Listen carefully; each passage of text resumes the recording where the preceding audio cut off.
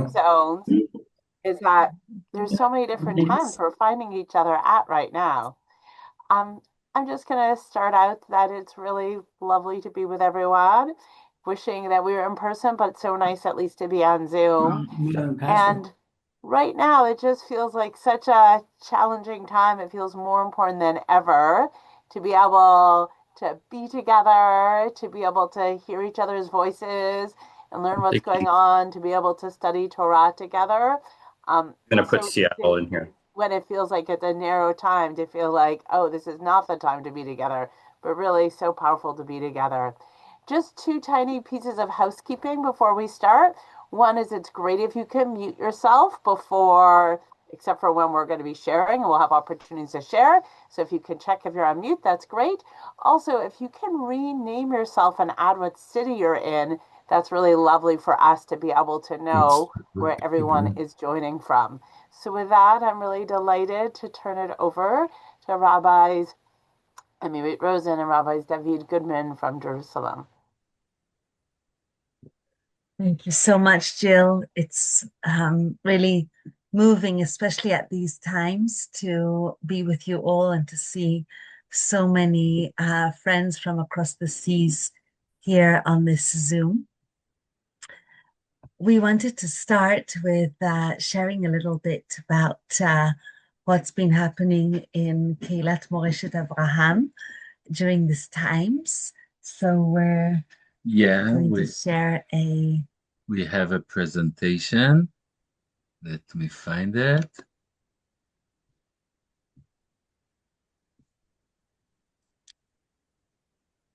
Are we mute?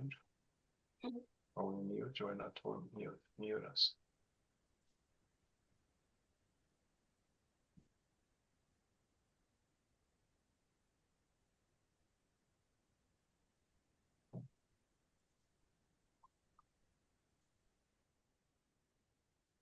Okay. Just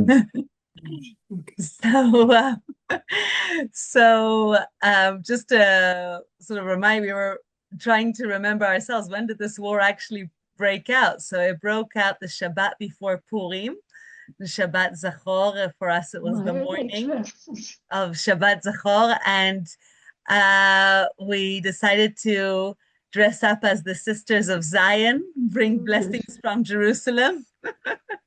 And so Purim for us here, we gathered 10, 15 people together to create a minyan, and the readers came together. And we also had a few people that got stranded in Jerusalem and were with us as well. And we broadcasted the Megillah for the community and for others that wanted to join, both in the evening and in the day. We actually, the Shabbat after Purim, had a planned bar mitzvah, and with It's in your Bluetooth. with congregants. Oh, we have mute. Great. With congregants that are actually originally from Peru, and as a result, almost all of their family actually arrived in Israel before the war broke out. And the boy had worked so hard. He had learned most of Parashat Kitisa, which is a very long parasha. And we got together on Thursday. And then luckily we were able to gather on Shabbat morning. And it was an extremely, extremely joyous bar mitzvah. And actually many events have moved into our community, because we are very lucky to have a big bomb shelter. Definitely the foresight of those that built our Kehilat. And so you see here a Brit that wasn't supposed to take place at our community, but moved to our community, and many bat mitzvahs and events that have moved to our community as a result of the bomb shelter. I will just go back to the bar mitzvah, to the Shabbat of the bar mitzvah. Many people, it was their first time going out of the house and coming into the synagogue. And just when we reached the end of the tefillah, when the children usually lead Aleinu Leshabeach and so on, we had the alarm going on, and we went everyone together into the bomb shelter. And many then from the neighborhood and also many, came in. whenever we are going into the bomb shelter, we have also a park by the synagogue, and everyone from the park are also coming to the bomb shelter. And the children stood in the Okay, I can use center, the other side. That's fine. in the You can use center of the bomb shelter, and they facilitated Anim Zmirot, and we sang all together Anim Zmirot. We finished it, and we went up and joined a beautiful kiddush. It was really such a meaningful and beautiful moment, saying that even in times that the world is shaking, our community, our togetherness, our ability to share this space together can bring us so much blessing. And to mention that our shul is currently, our building is currently open 24/7, night and day, so that anyone on the street, whatever time it is, can find shelter within the community's bomb shelter. Our adult study sessions continued. On the first week, they were on Zoom, and then we saw there is, although people are often scared to go out of the house, there is such a need to meet people and to come together. And so here's an example of Rabbi Benji Siegel's class teaching on Psalms, and David's class continued also when bad things happen to good people. Yeah, and I will also say that you can find some of Bench's classes from this course online, and I will send the links, and you can join our study from afar. And Amirit is teaching every Wednesday the writings of Rabbi Yehuda Amital.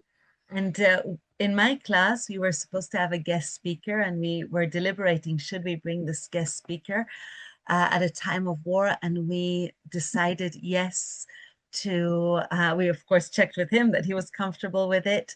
And we had guest speaker, Professor Aviada Cohen, who is an amazing person. And it was amazing to see our Beit Midrash full, and he spoke of Rabbi Amital's teaching on Rabbi Amital, who established the Ariel, yeshiva in Gush could you check Etzion, my and also became an MK after Rabin was killed, speaks about nationalism and Klal Yisrael together with the dangers of nationalism. And it was very, very powerful to have such a study at this time. Our synagogue is also a house for the Noam youth movement, Noam Talpaz, and we are lucky to work with them and together to establish a youth movement of conservative Judaism. And they had their programs also in our bomb shelter that is decorated by their work on the walls. And they also had 2 days. Instead of traveling around Israel, they did 2 days in the synagogue, full of activities and programs. It was very nice to see. And they joined us in our effort, bringing children program for the whole neighborhood. And this was probably our main project for the last 3 weeks. So every day since the war broke out, we've had children activities done together with Noam. So our bomb shelter is usually the hub of Noam, and Noam and Beit Israel, which is a yeshiva and a gap year program. They joined with us in having activities every day for families.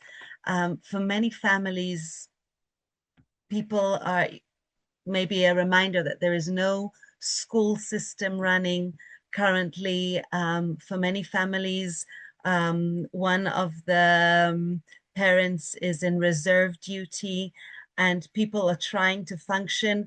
Currently, work is as normal, right? So you have to function in work and see what you actually are doing with the kids.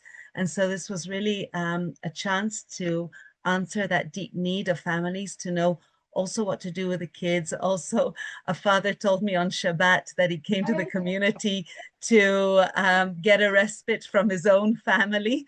So we're kind of enabling people to meet and not to just to be, you know, stuck at home also with all the emotions of a whole family being stuck at home and not being able to get out, and giving support both to children and to parents. We're doing it also together with our community center. With our community center. So here in the center, you see the person in charge of culture at the community center, and to the left of her, person in charge of young families in the neighborhood. And together with them, they've also pitched in with some activities that they've supported within our bomb shelter. So here you see the volunteers from the GAP program, Beit Israel, the pre-army program that were volunteering every day with us to do activities for children. One of the activities that they did, also an interesting scientific activity, was to create slime in our bomb shelter. Luckily, it didn't make our whole bomb shelter slime, but all the kids enjoyed a slime to play with. And here we had an activity of making chocolate balls.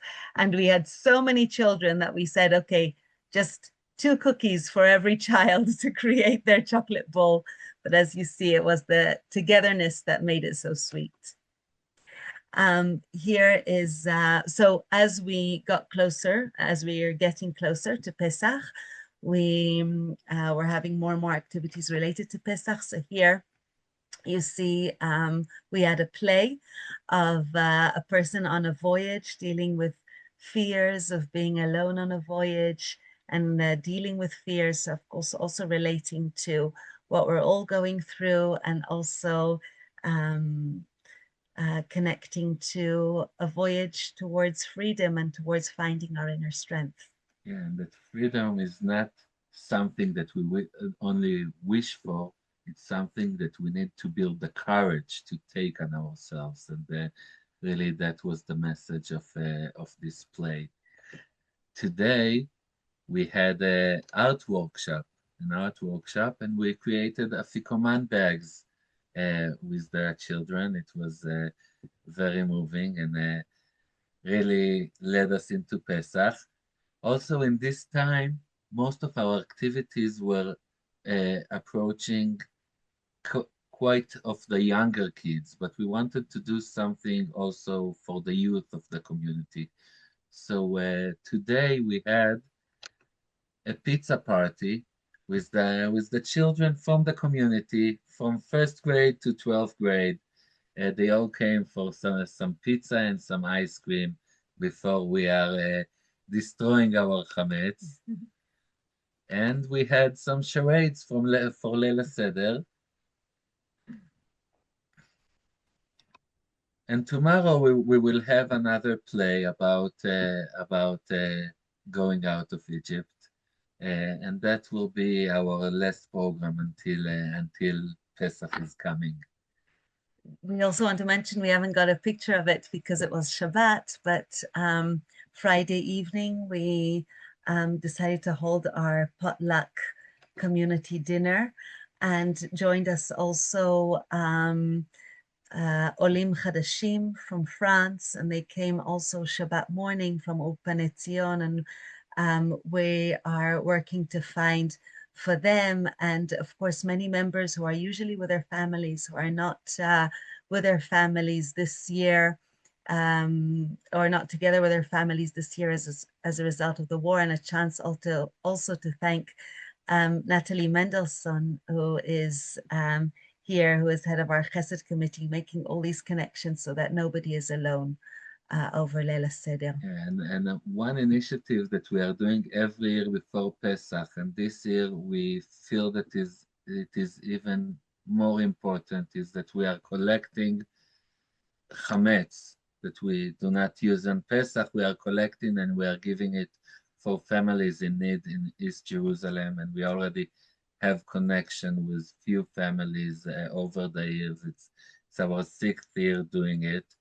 And these are Muslim and Christian families living in Jerusalem that we give them the chametz in closed packages to support them before Pesach, giving to them the food that people wouldn't keep, and in that supporting those in need who are not Jewish. Yes, so in time that everything is changing and we are having sirens in Jerusalem, sometimes more, sometimes less, we are trying to be open and to invite everyone and to have Moreshet Avraham as a second home for people to come, to meet others, to study, to play, and to just have a cup of coffee. And we are so glad that we have this opportunity here tonight to be with all of you and to prepare for Pesach and to think together what does it mean to be Bnei Chorim in this time. But before we will get to it, we want to invite our dear members, Jeff and Ann Rothenberg, to share some moments from living in Israel, living in Jerusalem in this time, to give us a better picture of what we are going through. Okay, so perhaps I'll start, and thank you for the invitation, Rabbi. My wife Ann and I made Aliyah from Albany, New York in 2017. It was a relatively easy move because we already owned an apartment in Jerusalem, and our 2 children and their spouses and our 6 grandchildren were all here. In normal times, we have a very fulfilling and rich life, going to the theater, to restaurants, family simchas, many good friends, a warm and engaging synagogue community, meaningful volunteer activity. So life is good, very good, I would say, for us. So how has the war affected us? We have adapted to the situation. So we are now sleeping in our safe room, so we don't have to get up in the middle of the night and move there. We're spending more time in our apartment than we would normally do, limiting our travel outside. We're ordering in rather than going to restaurants. Generally, we're just being more cautious and circumspect, always cognizant that we may need to find a shelter quickly wherever we are in Israel. The war and the associated uncertainty affects people differently. In my case, the most significant impact has been the disruption of our travel plans. Last June, we had planned to go to the States for 3 weeks, but because of the 12-day war with Iran, we canceled those plans. We couldn't bear the thought of leaving family and friends behind under missile attack. One of the things I do as a volunteer is organize trips within Israel for retired Anglo-Israelis. We had 150 people going in March up to the Hula Valley, which is the peak of the bird migration through Israel. If you don't know, there are more than 500 million birds that pass through Israel every year. We had to cancel those trips and postpone them. Every Pesach for the last couple of years, on the intermediate days, we would take our extended family away for a mini vacation. This year, we found a villa along the ocean up in Adera, but as the war progressed, nobody in our family wanted to travel for 2 hours on the road or to go up north. So we canceled that. And instead, we're going to a hotel 10 minutes away from our home. These are inconveniences, but they pale in comparison to the sacrifices and challenges faced by the IDF soldiers, reservists, and their families. We have one grandson currently serving in the intelligence division of the IDF. That's a 5-year commitment. A second grandson just qualified for an elite naval program, which is the equivalent of getting into the Naval Academy in Annapolis in the US. That's a 7+ year commitment. They, like many of the young Israelis, are highly motivated, courageous, committed to defending their people and their homeland. We couldn't be prouder of them. Every day we face uncertainty and hear sirens and alarms, but we also witness the strength and resilience of the Jewish nation and God's protections and miracles on a daily basis. Despite the dangers, there's nowhere else we would rather be.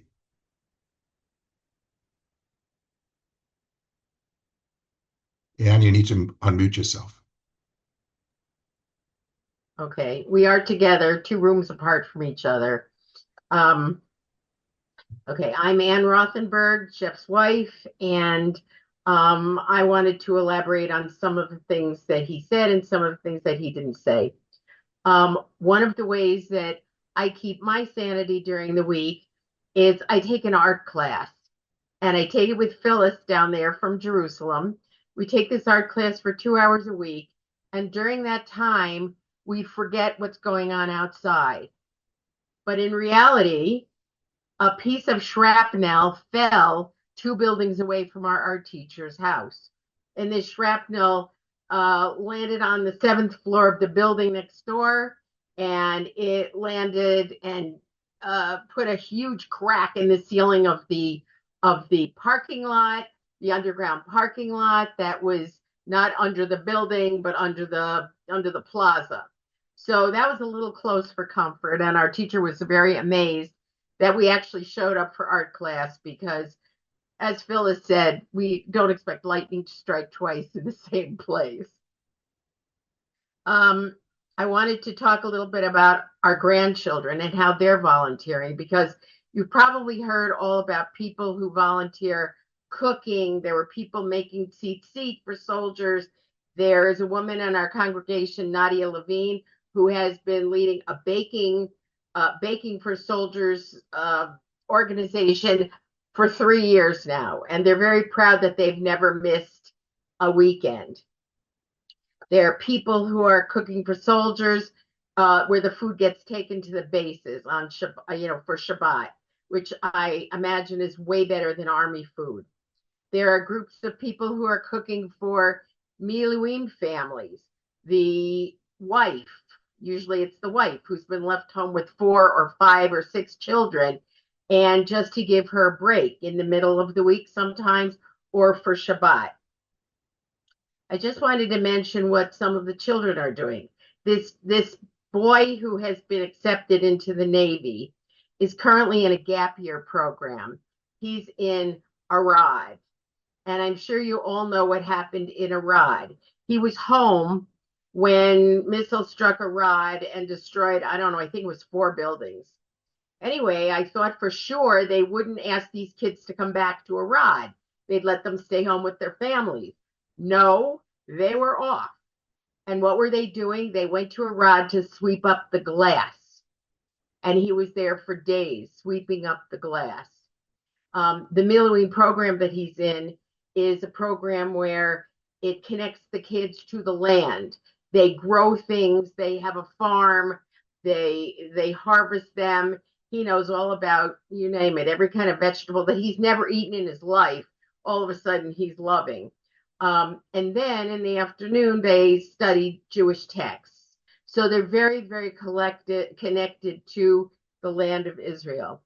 While he's sweeping up glass, his sister, who's 16 years old and who has to prepare for these Bagrut exams, which are, comparable to, I guess, well, I'm from New York State, so we had New York State Regents exams, to standardized tests that all these kids have to prepare for.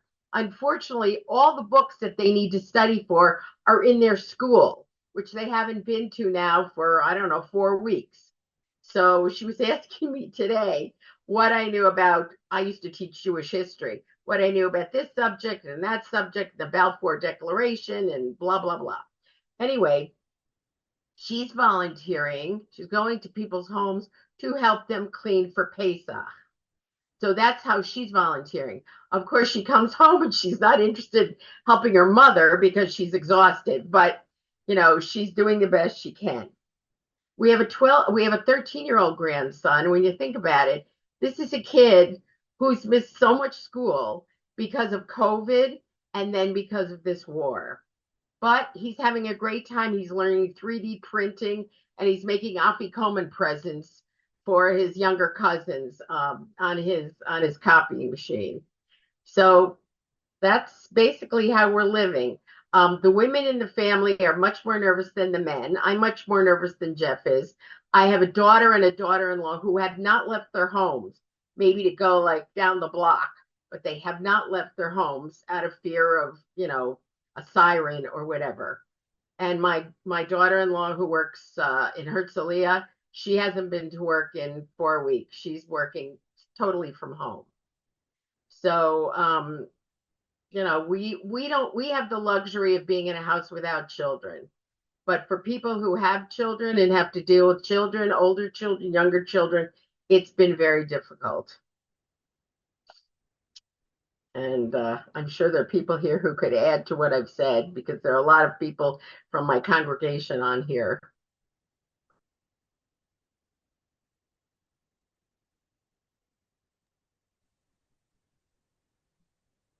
Okay. Does anyone want to add anything shortly before we continue? So I want to thank very much Jeff and Anne for sharing with us and want to hand it over back to Jill. Just before I continue, I want to ask if you haven't already put what city you're on.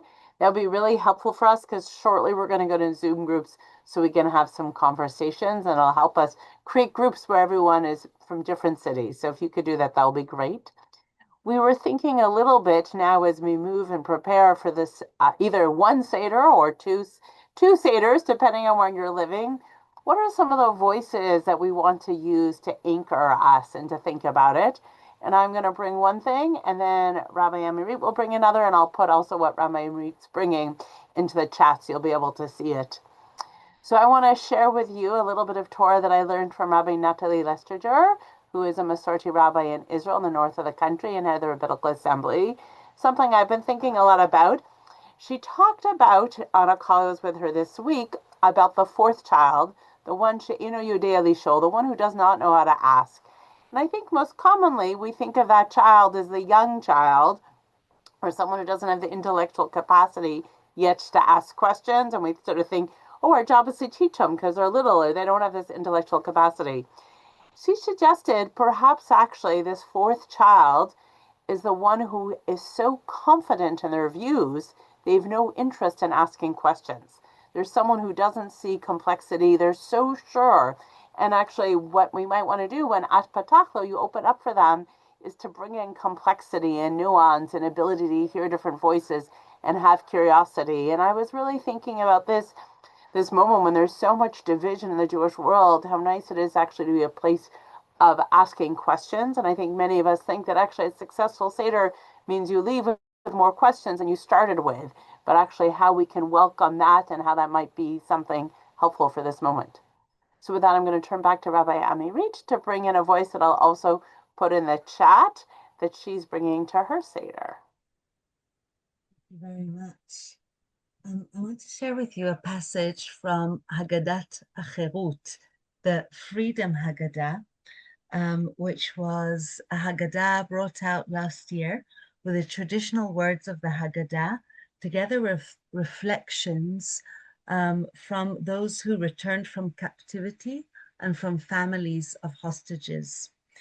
It's hard to imagine that that's also where we were last year. And in this Haggadah appears the testimony of Liri Elbag about last year's Seder, about the year before Seder, with Agam Berger, who was also a hostage, and the way they marked Leila Seder when they were captive in the tunnels. And this is what Liri writes. A few days before the holiday, I took a notebook and pen and improvised a Haggadah. I gathered verses from the Siddur we had, drew illustrations, and added Passover songs. On the night of the holiday, we sat together for a festive meal, quote unquote, flipped through the Haggadah I had prepared and read from it. It was a moment of unity and hope between me and Agam. Despite the difficulty, it was important for us to mark the holiday and to hold on to the belief that our freedom would come. We hoped that the Festival of Freedom would bring with it the joyful news of our release. We prayed and longed for good. Although our redemption did not come then, that moment gave us the strength to endure. So as we were thinking about this Zoom and thinking about what does it mean to be Bnei Chorin, what does it mean to celebrate freedom or to hope for freedom in a time of war, we wanted to ask you to share in the small groups. If you were writing your own Haggadah, what voice would you want to make sure to include, or what question would you like to ask? If you're now thinking of Leila Seder, and what voices would you like to bring in to that Seder?